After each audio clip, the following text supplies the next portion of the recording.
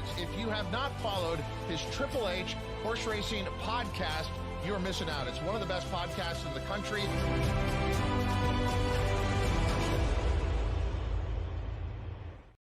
Good evening and welcome to episode 6 of the Leaderboard, co-sponsored by TwinSpires. I'm your host, Howard Kravitz, along with Noah Maher and Matt Miller, and we are here for a very exciting show. We're going to talk about not one, but two contests that are coming up this weekend with TwinSpires. I mean, they have more than two contests, but of course, we all know that Turfway Park unfortunately had to cancel last weekend, and they moved their fantastic synthetic championships to this Sunday. So we're going to be talking about the Gun Runner contest, $500 entry for the KDBC seats, and the $750 Turfway synthetic championship contest, which will feed several seats into the NHC. Plus, get this right, they are seating $5,000.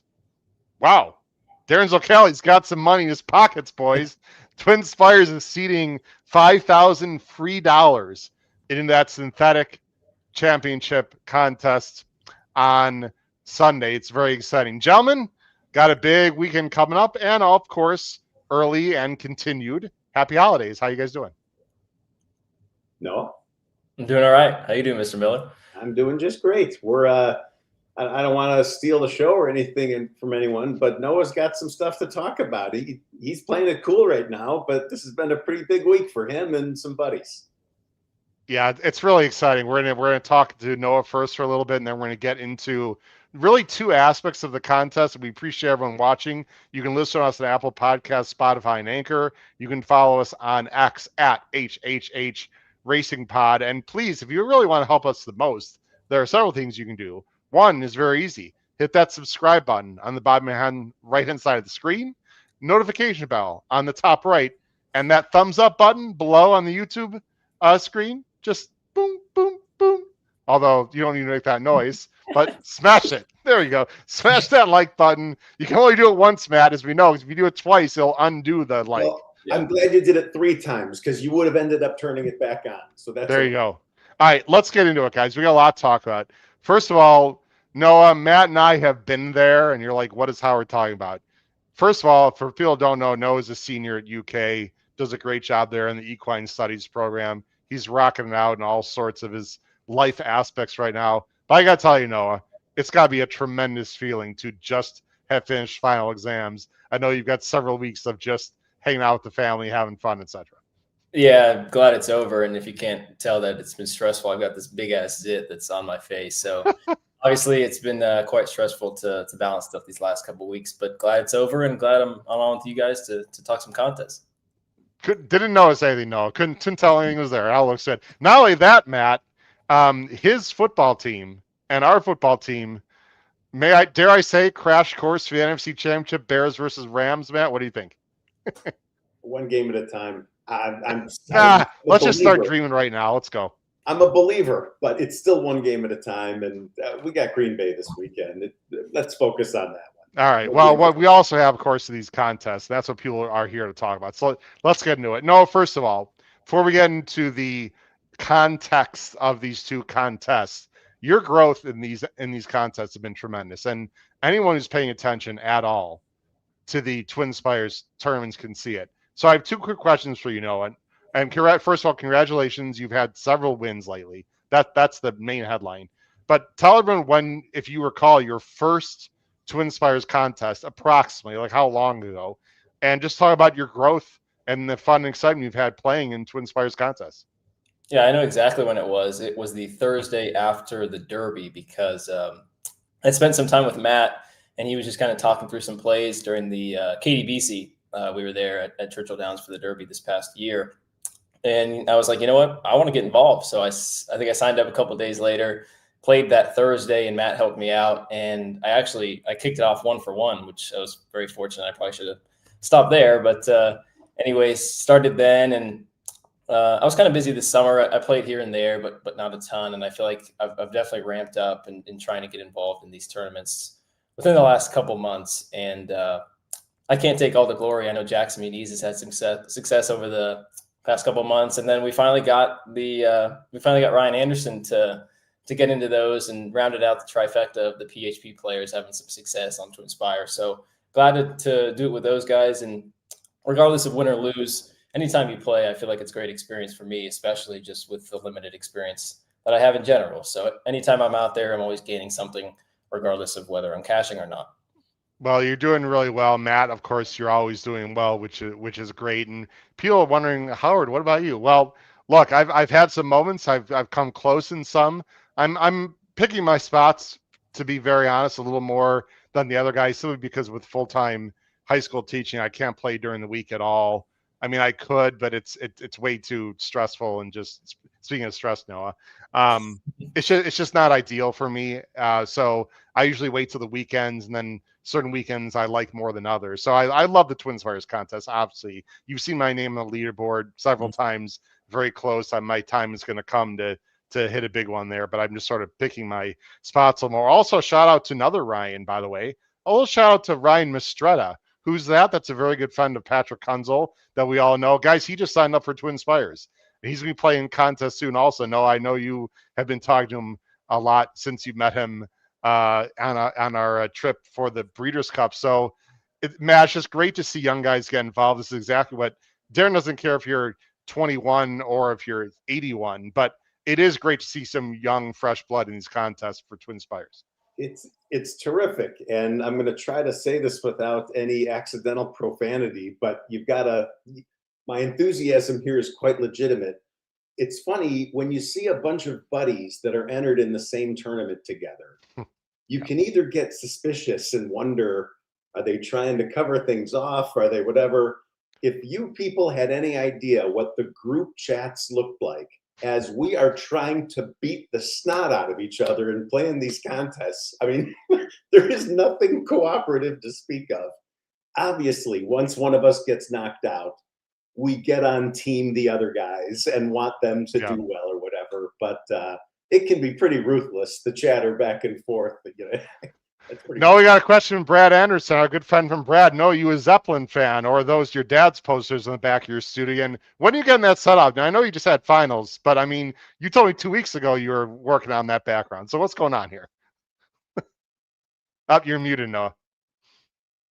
Oh, sorry about that. But yeah, those are actually mine. I've got the Zeppelin one. I actually got the Purple Rain one just a couple weeks ago. Nice. But yeah, I'm trying to figure out where I want to put them, just because I've got so much stuff down here that I gotta reorganize and put some stuff. All right. If you got an interior designer, please let me know. Okay. Reach out to Noah. He's an old soul. If you don't know him when it comes to music, for sure. Very well versed in music also. All right, guys. Let's get to so congratulations, Noah, on your successes and Jackson, and just we're rocking it out. Couldn't be more proud of everyone, really. I'd love seeing. And the last thing I'll say before we get into these details, people will think, oh, these guys are all great friends. They must talk to each other about their plays. And I got to be very honest with everyone out there. There's zero collusion going on. During the tournaments, we don't talk to each other at all about the plays. In fact, I always, whether I'm playing or not, I'm curious. Like, I go right to leaderboard and I click to see. That's a great thing, Matt. I click to see, like, oh, they played this, they played that. We have no idea what each other is playing unless all of us are out. We're cheering for one person, basically. Well, it depends, because sometimes the second they open up the gates, it depends on which group chat you're in. Because honestly, the gates open and someone throws another horse in someone's face, and next thing you know, during the race, we're kind of rooting against each other. But it's it truly is good competition until you're out, and then then you're welcome to talk freely amongst each other. But until then, and we also have a good time, frankly, when someone does well, and then we get annoyed when someone else enters the tournament later, and it's like, why are you coming after me, man? I thought we were friends. But I want to win as badly as you do. So. Yeah, it's that late entry when you're doing well, and then all of a sudden you see 2 entries at the starting value of someone you're like, gosh darn it, I can't believe these guys entered the tournament. Anyway, all right, guys, let's get into it. So first, let's talk about the Gun Runner. The Gun Runner tournament, which is always planned. Matt, I'm going to sort of let you lead the way here. $500 entry. It's for KDBC BC seats, 250. You can see it on screen. 250 in the bankroll, 250 in the prize pool. They've got, again, I could make this a little bit bigger, but that's always slightly risky. Let me go up one here. There we go. There we go. So all the races at the fairgrounds, of course, the usual structure. They have one KDBC seat. Again, if you don't know what that is, Kentucky Derby Battery Challenge, it's a $5,000 seat, and then an additional one for every 20. So Matt, again, that means, and people have asked us before and a little confused by this, basically if they have 40, you basically take the number of entries, divide by 20 in this case, and that'll give you the number of KDBC seats. So let's say there's 43 entries. 43 divided by 2 is obviously more than 2. It's 21 and a half, which means there's going to be 2 KDBC seats, and then that extra 1.5 is basically a fifth prize with a certain cash value. Is that correct, Matt? That's correct. And I don't want to gloss over these KDBC seats. I would say, with no disrespect to TwinSpires, if you ask any horse player what is the premier asset I can win besides cash, they would probably say a BCBC seat. I think these KDBC seats are right behind that. They're worth $5,000 a piece. It's a major tournament, and they're feeding into it throughout the year. Trust me, from last year, it's a terrific feeling to get there, armed and loaded with 2 entries that you didn't have to physically pay for, that you managed to win. So winning one of these things is a big deal. And a tournament like this, you're right, it's typical in terms of structure, where they take half of your entry towards the prize pool, half towards cash. At a $500 price point, a 20-to-1 ratio is not terrible to be winning a $5,000 seat. So I don't think, this is kind of the equivalent if you're doing an NCAA pool. This is like doing one with 30 other people, not with 3,000 other people. This is not crazy. It's not that hard. 20 people. I'm not saying it's easy, but it's not like you're trying to beat hundreds of people. It's not that bad. Well, what's great, Noah, and this is a great point right now to make at this point of the show, is for people a little more cash strapped, or like $500. I don't have that kind of money. They have a ton of qualifiers. I wish I could play in more because of my work situation, but I know that you and Jackson and other people on the show that, can't just throw out hundreds of dollars all the time. You're in college, your life situations, whatever. You can play like $100 entries, qualifiers during the week, so you don't have to pay that $500 or $1,000 if you want 2 entries. Oh, absolutely. And obviously, if you're involved during the week and you like some stuff, it doesn't really take a ton to be able to win this kind of stuff, because obviously people are involved during the week. And I know they do offer, when they have those tournaments on Saturdays, typically the day before, they'll offer a bonus feeder where it's a little more expensive to get in, but they pay you back, where the ratio is a little bit better with more people that enter. So if you get to either 20 or 25 entries, they'll increase that ratio from 1 per 5 entries to 1 per 4, 1 per 3 progressively, and until they end up closing that window. It's just tremendous, which then leads to my next point from Jeff Amster. Jeff, thanks for joining the show. Howard, you just made a great point. Darren has done a great service to the contest world in making the TwinSpires contest fully transparent. The other DWs should follow his lead. I can't say anything negative about Darren. It's all positive. I think you totally agree. I know, Matt, you responded to that. This is from Mike Saletta, right? Hockey 17 horses. Frustrating. Frustrating is a new word I made up for tournaments. Fun because you can win cash and seats, and strategy laden. Ooh, frustrating for a few reasons: bad beats, right bet, an odds drop, or late entry. Look, you're going to get that frustration in any contest, guys, whether it's TwinSpires or other ones. But we'll add that to frustrating to showlaxing. Well, we should just create a whole new dictionary of words for tournament play. All right, guys. So that is the gun runner. Now we'll talk about the card here in a moment, but I do want to talk. I want to talk about the other card, and then we'll get into the strategy for each one. Now, the other tournament, of course, is the Turfway Synthetic Championship, which is going to be moved to Sunday. Again, Matt, you need to explain this for people because Darren Zocali made some changes, and I think changes for the better. This tournament originally was, let me put it on screen, it was originally 1,500, but they had to cancel it. Now it's only 750, but you can see on the screen, 500 bankroll, 250 in the prize pool. I'd always, by the way, people should look at that ratio. Speaking of ratios, Noah, not just winners, not just how many seats they're giving out, but the ratio of bankroll to prize pool. Anything over 50% is great. This is 2/3, 1/3. Excellent. That is a term that everyone should be involved in. Not only that, Matt, as I said, they seeded the pool. Talk about what people see on the screen for Sunday. Again, this is for Sunday. Yeah, look, Darren and team I said this on X, they got dealt a rough hand by Mother Nature with the cancellation of the Turfway card, which, because of the way these contests are set up, led to the cancellation of the contest. They couldn't just put it off and assume everyone could do it again.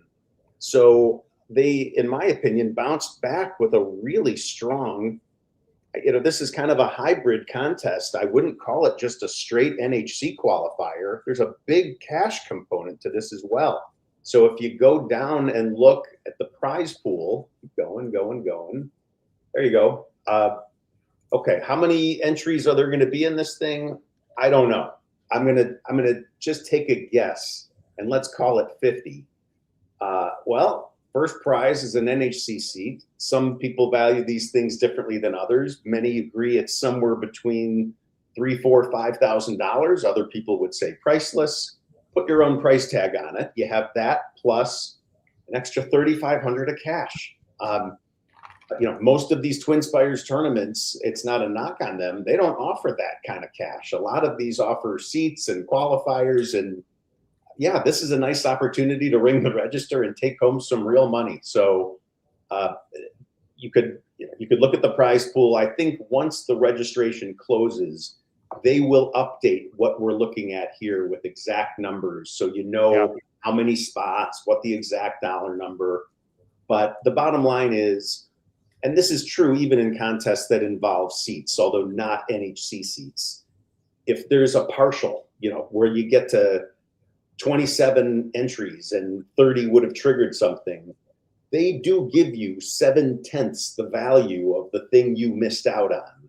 They can't really give you 7/10 of an NHC seat, but when it's a KDBC seat or when it's cash, they in fact do that, and you get a nice credit for that. So it's not like you have to go all the way over the cliff to get the prize. Getting halfway there gets you there. So bottom line is, these are two different contests, and I think you really have to look at the prize structure itself as you determine. We'll get to strategy, Howard, as you say, but as you determine what you're trying to do here, I think you really have to look at the prize structure, what you're looking to win, and work backwards from there. And I think in the contest we're looking at right now, where you're looking at a top prize that I'm just going to roughly value at, I don't know, $8,500, I think you're going to see some pretty healthy totals of people going for it. So with a bankroll of $500, I don't know. I'll take a guess right now and say 5,500 wins this thing. All right, so about 11x. I was going to wait to talk about that for the gun runner, but Matt's thinking about 11x. Again, 500 times 11, 5,500. Math teacher, thank you. Have a nice day. No calculator in front of me. Anyway, now they're only giving out 2 seats. No, they can only give out so many NHC seats, obviously. Yeah. But so they are giving a second one at 42. So 21 entries will be 1, and 42 entries plus will be 2. They're not going to give more than 2. But as Matt said, no, I mean, look at it. If it's 50 entries, and this is going to be 50 entries, I'd be shocked if they don't have 50 plus entries.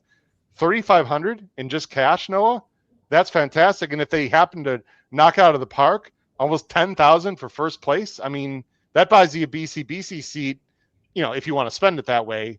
So anyway, I think we're going to see big numbers on Sunday, despite the fact it's a Sunday and there's NFL and it's been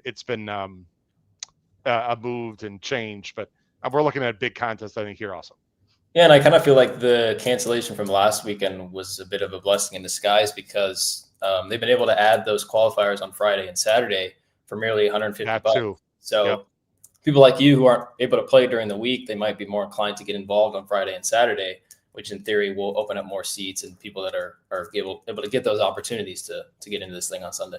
Yeah, I'm glad you mentioned that. For example, like here's Friday, they've got an Oaklawn. There's that bonus feeder that you were talking about. Yeah. So it's a little more expensive, but you don't have to you don't have to finish as high. That's a qualifier into the gun runner. They've got here's another Friday Turfway feeder into the Turfway synthetic. So look, the options that's $150. Yeah. That's it. I mean, you can easily do that on your own. You can do that with a friend. Ryan Mistretta, you listening? I mean, look, you don't have to read Mr. Moneybags. Now, I know there's obviously advantages of 2 entries. Not everyone can play 2 entries. That's a whole other conversation that we've discussed on the show. So anyway, there you go, guys. Very, very exciting stuff happening at those 2 tournaments. Now, let's get into strategy. So the PPs for Fairgrounds, for some reason, I don't think I do have them. Okay. It's the Turfway PPs I'd have to punch up here. But let's talk about Fairgrounds first, Noah. And Matt, feel free to chime in.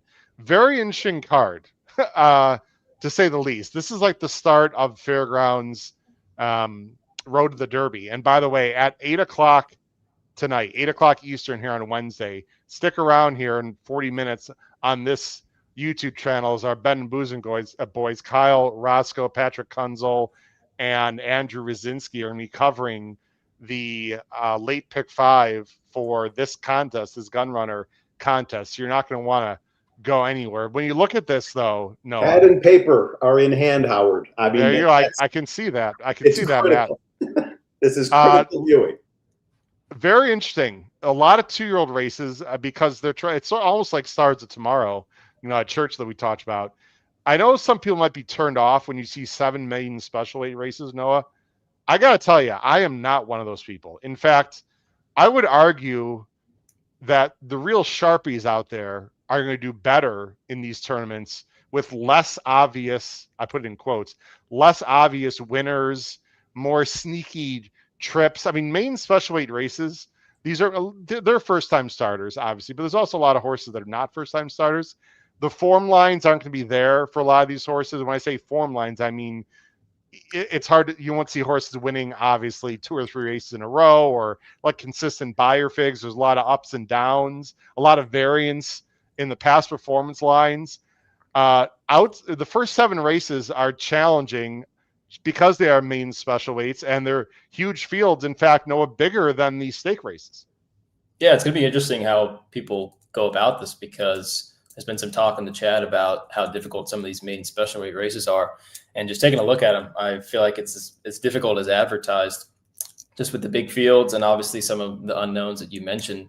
And then once you go into the stakes races, even though they're smaller fields and they're still 2-year-olds and they're still a little, unproven. So you've got the difficulty of this contest on Saturday and then Turfway Park just to really mix things up on Sunday. It's going to be tough trekking this weekend.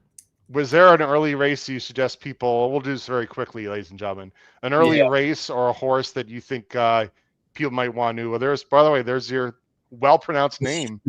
Later in the card, I don't think I could do as well as you, but I'll try. Como Rambino Omede? No. Anyway, I tried. But that's later in the card. Is there a horse early in the card, Noah, or a race that people should be maybe taking a stab at here? Yeah, so if I've got 2 entries on Saturday, I'm most likely going to split them up in race 3 with 2 first-time starters and the number 3 Golden Tempo for Cherie DeVoe and Jose Ortiz, and then the 4 Coronado. The 3 worked well with a horse by the name of Stirring Words, who's also a 2-year-old for the DeVoe barn, who finished second behind Liberty National, who's actually the morning line favorite in the Gun Runner. So I think he's a pretty good prospect. At first look, breeding suggests maybe he might want a little bit longer, but the dam was great. It takes place around 1 turn. It's very possible that you could maybe want him next out, but there's no doubt that there's some talent here, and I think he could be able to best this group on Saturday. And then the 4 Coronado is kind of the obvious. The dam was the stakes place going 6 furlongs on the main track. The rule of thumb with these Cox runners is he typically sends his better 2-year-olds down to Payson Now, I know he had some of his better prospects last year at this time at Payson and ran them at Gulfstream Park. But with the races we've seen here at Fairgrounds and at Oaklawn, he's kind of gone all over the country, I feel like, with some of his 2-year-olds. I know he's had a couple at Oaklawn. You see this one here at Fairgrounds, and obviously they paid $550 for him. So just speaking about those 2-year-old prospects, I feel like this could maybe be one of them. Well, my quick glance there, Matt, and I'm sure Noah saw this but didn't mention, the owners of the number 4 Coronado are Wathen Racing. They are international ownership who Davey Lane knows very well. They have bought and not claimed, but they've bought many important horses with big time graded stakes placings. Some horses of racing age, Matt, and some horses that are obviously 2-year-olds like this one. So when you see Wathen Racing, ladies and gentlemen, if you're not familiar with them, those blue and tan silks, you know that that's a serious group right there. So the 3 and 4 for Noah, 2 horses that are, and of course St. Elias stables, we also know. Phipps and St. Elias, I'm not sure I've seen that combination. No, those are, wow.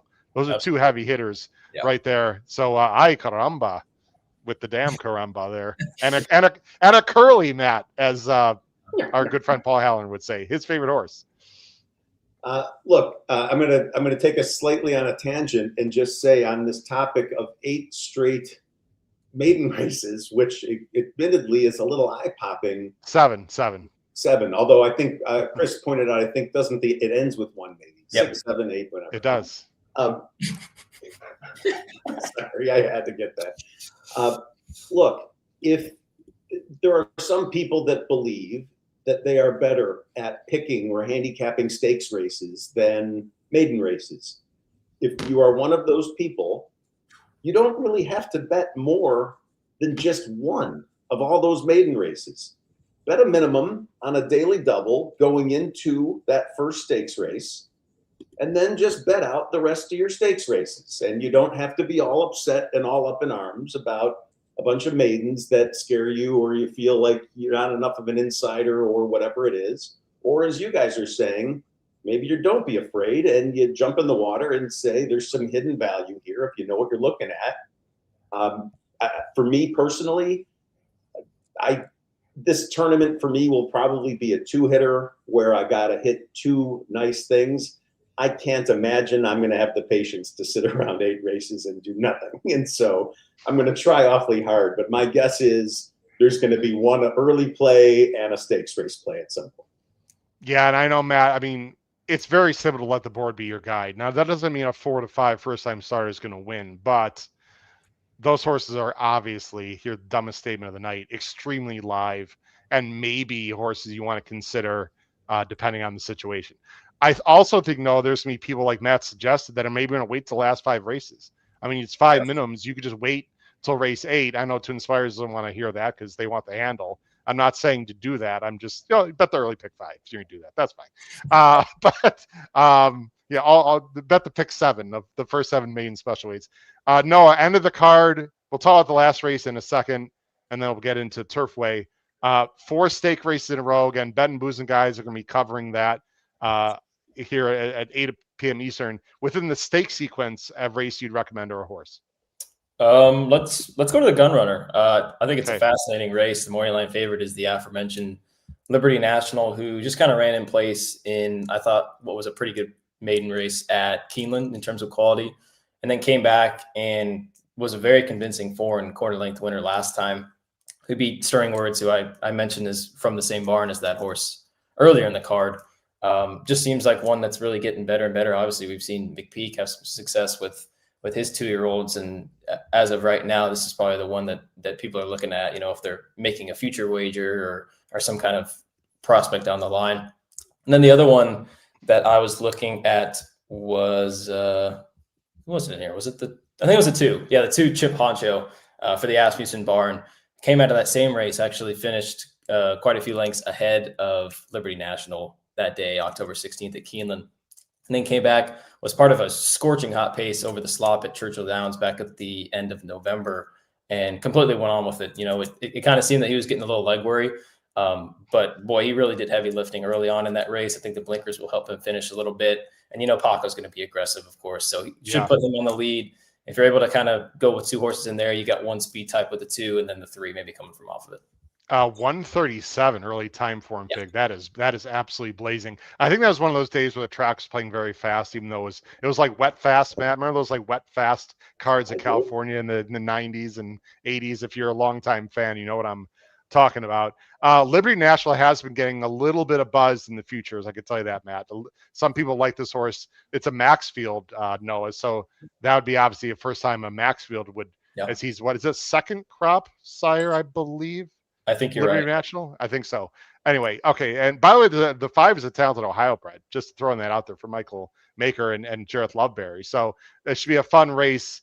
The last race, did you look at the last race? And very quickly, Noah, again, main special. We know, Matt, how much these races come down to it. For the gun runner contest on Saturday, a horse that people should be interested in, or just this race in general, it's 2 turns on the dirt for 2-year-olds.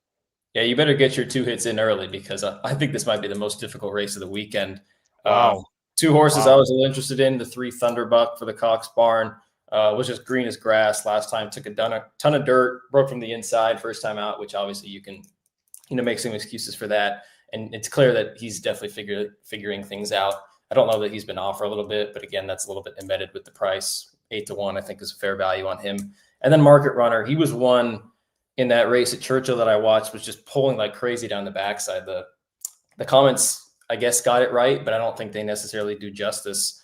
The race appears to come back live. You can see some of those horses that we had talked about, and one of those, including Liberty National. And it just seems like one that he wants to run all day, where there's maybe some question marks about some others that got some good trips and not sure they want to go 2 turns. So 3-5 would be a very unconfident, 2 that I would go with. But if you're going to win this contest, I think you better be right in this race. By the way, Matt, you don't know, as an honors college student, throw in the word aforementioned. Not only a wonderful word, but multisyllabic as well. When you hear the tough race, Charlie knows that word now. He probably just learned that in his first semester of law school. And here's Noah just whipping it out like we didn't go to school for. It's amazing. Wow. Dig into Charlie Freeman out of nowhere. Didn't expect that to happen. When you hear, Matt, when you hear that the last race is very difficult, according to Noah, and I haven't looked at it, but I fully trust him, that leads me to believe I got to make my ending plate's got to be one of these stake races and not wait for the last race. Ideally, if people handicap it and believe it. Look, it's so hard to win these things without winning the last race. And I so would like to have a high confidence pick rather than, just throwing money around at the end trying to do something. I do think that the fact that there's a double will help. And it's funny, I was afraid you were going to ask me for a pick. I actually liked Noah's 2 horse in the penultimate race.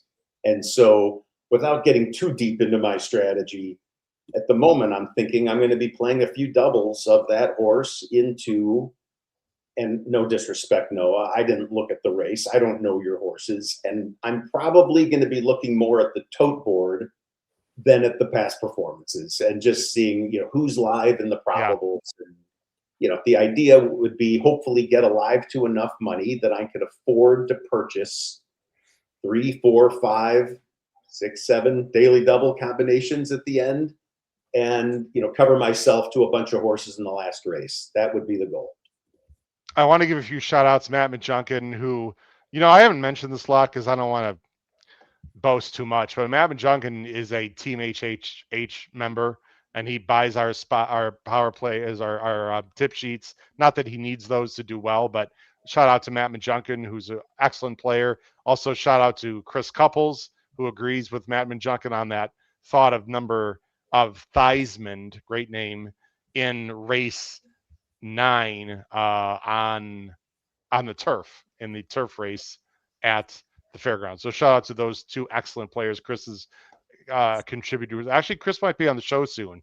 He doesn't even know that, but I got to give him a call for a certain reason. So anyway, he's been on the show before. All right, guys. Now, the reason why we spent more time, by the way, Matt, $500 entry for KDBC seats. You already mentioned about 11X. We're good. Let's move on. Turfway. If you watch episode 5 last week, you can find out a lot about how we feel about the synthetic championships. Of course, that was Jackson Muniz's opinion. Now we've got Noah Ma here. Will give his suggestions. Here's the card, Matt, for Sunday. Very quickly, there's 4 fantastic stake races. I mean, look at these fields. We know the fields are always huge at Turfway. It's very difficult. It does finish with a million special. No, let's just jump. Well, first, Matt, one question to you. We'll jump to Noah and then end the show. First question for Matt is, this is 750 with only 2 NHC seats. What are we talking about with a final total here, in your opinion? Well, you're starting with a nice bankroll of $500. People tend to value those 500. seats. Sorry, yeah. People will back. I think this is what we talked about before, where the aggregate prize value here is about 10 grand. I think that puts this in the category that's similar of about 11x, something like that. Okay. I think about 5,000, 5,500. You know, you might be able to squeak in if you're in that second spot with something less, but I have a feeling these are going to be meaningful totals. Before I get ripped on, we have to be a little bit careful. We say 11x, that's including the prize pool. So we really should refer to the starting. So if we're going 250 to 52, that's like 20x. Is that what you want to stay with there, Matt? For the gun runner? Because the gun runner, you said 5,100, right? But they start with 250 for that. So for the gun runner, which is a 250 start, right, I would say for that one in the range of 2,500 to 3,000. Okay, so that's like 10 or 11x. 500, I'd say 5,000 to 5,500. That's just okay. So either way, about 10, 11x. I think we told people the gun runner 5,500. We misspoke on that, so that's both of our faults there. If I understood what you were saying. So either way, 10 or 11x. Noah, early play here, late play, and then a few promotions will end the show. Hey, you want me to go early or you want me to go late? Let's go early real quick. Okay. Race number 3 is a spot that I think a lot of people are going to key on. And no shock to most, it's the favorite Golden Sunshine, 2-1 on the morning line. I thought you could make some legit excuses for her last couple trips. Wait, am I in the right race? You said race 3, right? Race 3. Yes, you are on Saturday, sir. This is Sunday. Oh, well, that would be a problem. Yes. Oh, well, I just got Saturday's card just for fun. Okay, let me switch to that. So there's a play early. Go ahead and just talk about it, Noah, as I try to bring it up on the screen here. Yeah, I just think she's one to lean on. I'm not sure you're going to get great odds or great value on her, but if you need a win early, I think she's kind of the direction to go. She ran a pretty good second on September 27th, which was Lucas Classic Day, and I was actually there at Churchill Downs. That she ran big that day. And then last time, just had a disaster of a trip. She was favored that day, got shuffled back early, and then tried to kind of split horses and got shut off again at the top of the stretch. Then, made a run after that. So, it's tough because I'm one of those guys that really likes to play against favorites, especially at a place like Turfway. But boy, I can see some very favorable scenarios for her. I really liked a horse that going 1.25 miles last week that did not work out well for me. I hope this one does. Yes, Matt. So a couple things to point out quickly, just based on what Noah said. Number one, what he finished with is that he doesn't like taking favorites, and he just did. And so for those of us who handicap the handicapper, this is a spot I am now looking at. Sorry, Noah. No, but your point is well made. Go ahead and finish your point by saying that. Right. So when someone who seldom takes favorites feels like he can't help it, that to me is a very strong vote of confidence, regardless of the words he's using. So I'll definitely be looking there. He also said something before about if you need an early winner, you do. Period. Okay. These minimums will crush you if you slowly just bleed yourself out. And so find something early, hit it, and then these minimums will be a smaller percentage of your bankroll. They won't be such a problem as you look for a later hit to hopefully get to your target. I'm skipping the last race, Noah, because we've talked about these stake races last week. You please go to our website. You can go to our website, of course, but go to our YouTube channel or go to the leaderboard show from last week. We've talked about these stake races ad nauseum. The last race, I know Jackson and I agreed with at Thailand or Empire West in the very last race. The 4 or 5 could be tough in this spot. And unlike the gun runner tournament, Noah, it seems like the last race at Turfway is absolutely playable and I won't say obvious at all, but there are some horses that you can definitely play here. Oh, absolutely. And it's probably more than likely that I'm going to be getting involved. And if I'm in a situation where I'll play this race, I don't exactly want to give away what I'm going to do. I will say I am not a huge fan of Thailand. So if I was playing some kind of scenario, I take my chances with the 5 and 7. That's because we watched him together at Keeneland and like didn't win, and we were pissed, right? That's basically. Yeah. Well, if you recall, Wesley said he was actually. We talked about this horse that he's bigger and wants longer, and etc. Yes. I will just reiterate one more thing. We're going to go a few minutes later. That's okay. The number 7, McGinnis on tap, who's 4-1. I think should be higher than that based on connections, whatever. Is fascinating, Noah, and I talked about this with Jackson last week. By the way, feel free to bet the 8, everyone, because. Well, Matt, Howard Wallowitz runs the race before. You can go a Howard Howie double to end the contest. Boom. Crash it, smash it. McGinnis on tap looks slow on the buyers, but on the time form actually looks really good. Although he's 4-1. So I guess I thought it'd be a bigger price, but just want to mention. Anyway, it's going to be one hell of a contest. And you know what, guys? There's a place where people can watch it because we are very excited. Let me bring this up on screen. Nighttime action. Weekend Warriors this Sunday, 6:15 to 7:45 Eastern. The last 3 races of this contest we're talking about right here. NHC seats on the line. Myself, Noah, you're going to be there, right? Actually, the 3 of us. I mean, 3 of us. Who knows? You may have some surprises. Guests coming on as well, or co-hosts. It says 1,500. I'm sorry, that's an old banner. It's actually 750. But again, first nighttime Weekend Warriors, at least on the East Coast, 6:15 to 7:45 on Sunday. And no, you said you might be entering. There's rumors that someone might be getting involved with 2 entries on Sunday. Yeah. We'll see. We'll see. But you never know. I mean, with a Howard and Howie in the contest, how could I not play this contest? I mean, it's like blasphemy, Matt, if I don't. Yeah. I mean, if you want to pass on the glitches in the matrix that the rest of us are seeing, be my guest. But when a horse named Olivia Darling shows up, you got to hit that. And same thing, Howard Darling, go hit him. Oh, that's normally I'd be surprised by that statement, but that those word choices. But in this case, it fits perfectly. I do want to mention the last thing before the end of the show. We've got this is our premier membership. And I know Matt Manjunkin, Chris Couples, we have people that subscribe to Team HHH. It's right below there. Go to our website, hhhracingpodcast.com, and bring it on very quickly. Here's our website. Click on the top for Team HHH. You have about 1 month now to do it. You can read all about it. But again, you get the premier meets. You get stuff from Davey Lane for international racing, which he completely crushed it last weekend for Hong Kong, by the way. You also get our Breeders' Cup and Oaks Derby package. And this is the big new one, free entry into our internal contest jockeys, completely free with cash prizes. Matt, Team HHH, you've been a big supporter of that. I don't see why people shouldn't do it. It's also a tremendous value as we discount our tip sheets. Yeah, it's you've taken your products and services and wrapped them up really nicely into one consumable thing without having to worry about multiple subscriptions or what meat is coming up or any of that kind of stuff. I would just look into the camera and say, if you're a supporter of Howard's or this team, or you find yourself listening to this advice, that subscription is a complete no-brainer. It's just not even close.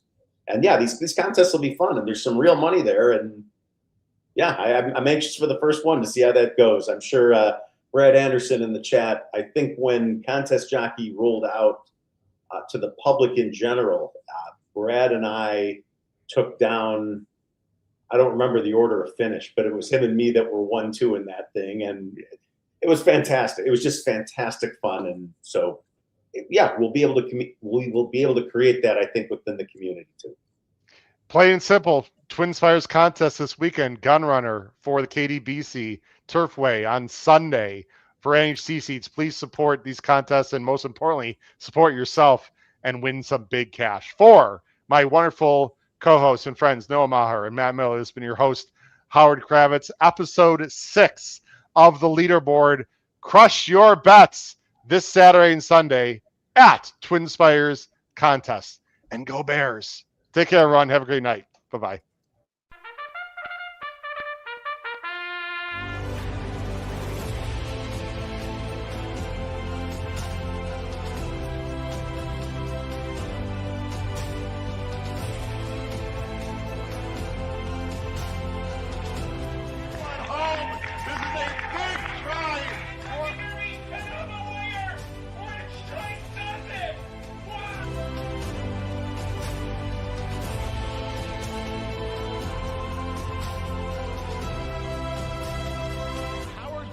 If you have not followed his Triple H horse racing podcast, you're missing out. It's one of the best podcasts in the country.